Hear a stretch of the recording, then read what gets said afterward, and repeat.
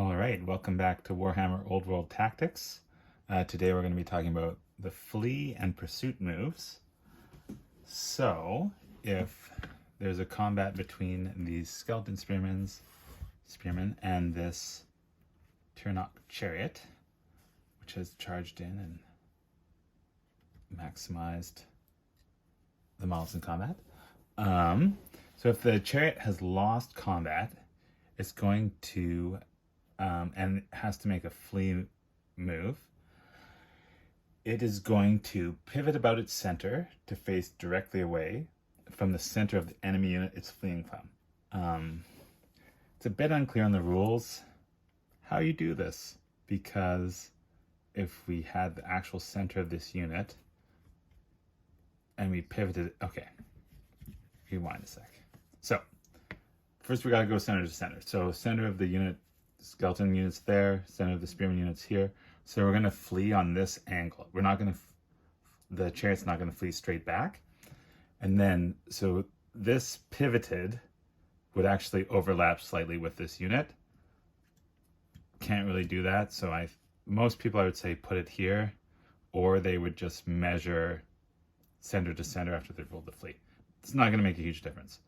So now we have our center to center.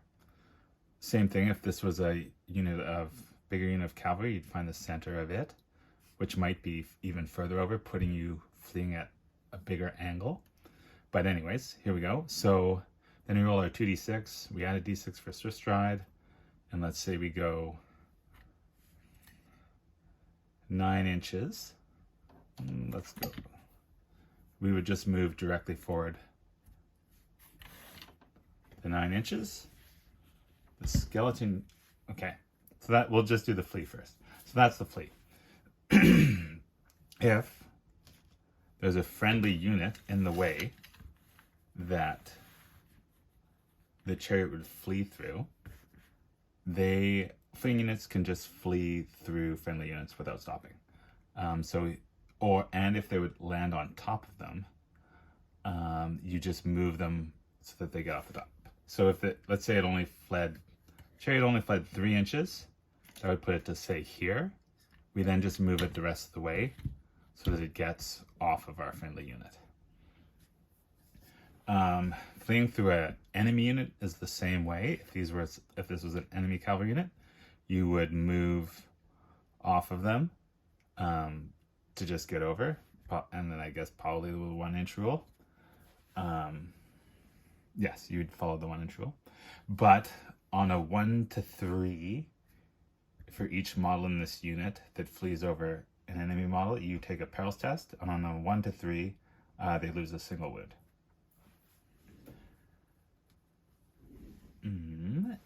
And so the next example would be if you're fleeing from 2 units. So let's say this chariot was in combat with both of these units. You would flee from the unit with the highest unit strength. So in this instance, the cavalry have unit strength of 10. The spearmen are going to have unit strength of 15. So we would ignore the cavalry unit and would just go center to center, pivot here, and then flee with this chariot unit. Okay, now making the pursuit move. So once you've done your break test for the combat, before you make this flee roll, the winning units have to decide what they're going to do, whether they will attempt to restrain and reform, or follow up or pursue. So if the chariot, we know the chariot's fleeing, the skeleton spearmen want to restrain, and the cavalry wants to pursue. They would roll a restraint test, which is against the unit's leadership. If it's failed, they must pursue, and if it's passed, the unit remains where it is and can make a free reform. The unit that's won combat, if the cavalry unit wants to pursue, if there were 2 units in combat, the Illyrian Reavers were also here fighting and had taken some casualties. the pursuing unit has to say who they're going to chase before the rolls are made.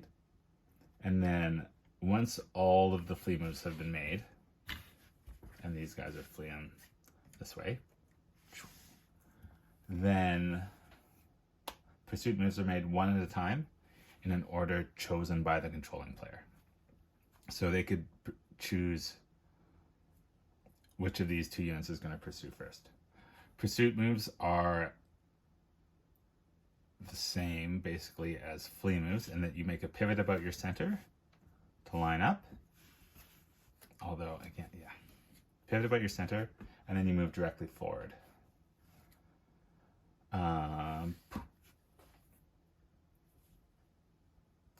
So when it makes a pursuit, yeah. So it's the same thing, 2d6, and then you can add Swift Stride. Something that's sort of changed from previous editions is that because the pursuing units end up being in different positions. So from here, this chariot fleeing, once it's moved, let's say it flees 7. Once it flees 7, right, when this spearman unit has a much longer pursuit move to catch this chariot unit, and these skeleton horsemen could be in the way if they're not moved first. So you have to actually, so unlike previous editions, that's what I was going to say, where you would roll, and if you rolled higher, the unit was caught. You now actually have to roll high enough to make contact. And because of the angles that you flee at, going from center to center, sometimes, the chariot could roll a 6, the skeleton spearman roll a 7, and they still can't catch them.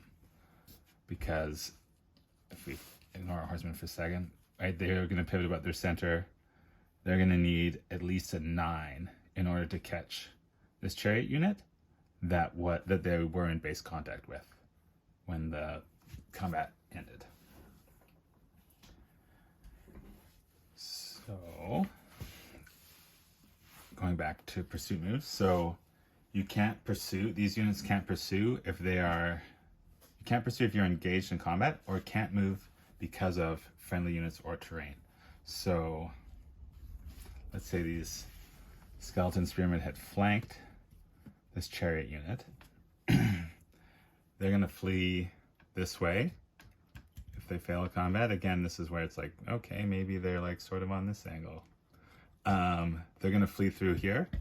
They take a perils test from going over this unit, but this skeleton unit, now when it pivots and tries to go directly forward, can't, because there's a friendly unit in its way, so it can't pursue. The skeleton horsemen, however, can pursue, and we see if they pivot about their center, they're going to be much closer to the chariot in order to catch it.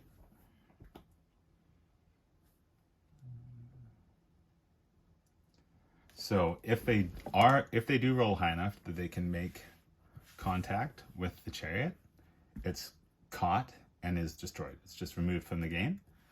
This enemy unit halts where it makes contact with the chariot. So let's, they pivot here, they roll 12. They'd only move the 3 inches they need to make contact, and then they stop there. You don't move the full roll. The rules say they're then allowed to attempt to reform.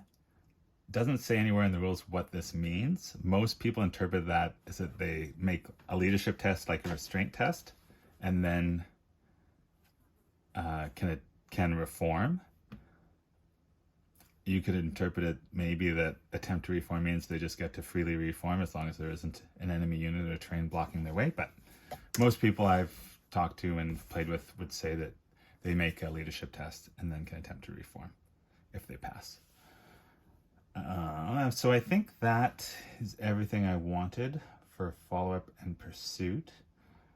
The big issue becomes measuring center to center. Like there can be, let's make this a more extreme example, right? Somehow this combat ends up like this. you know, maybe there was another unit in combat over here. If the Illyrian Reavers fail are forced to flee, they would measure, you would go center to center, something like that, and they would be fleeing off at this angle, which can be, yeah, pretty extreme. But it's a little bit, it's like there is, if you play Warhammer online, there's just a function that goes center to center and a computer does it for you. In real life, you just sort of end up working it out with your opponent. But yeah, thanks for watching. I think I've had a request to do a video on deployment, which is a bit less about the rules as they're written, and will be more about your feeling and your tactics and strategy of how you want the game to go. So that'll be an interesting change. So look for that in the future. And thank you for watching. Bye.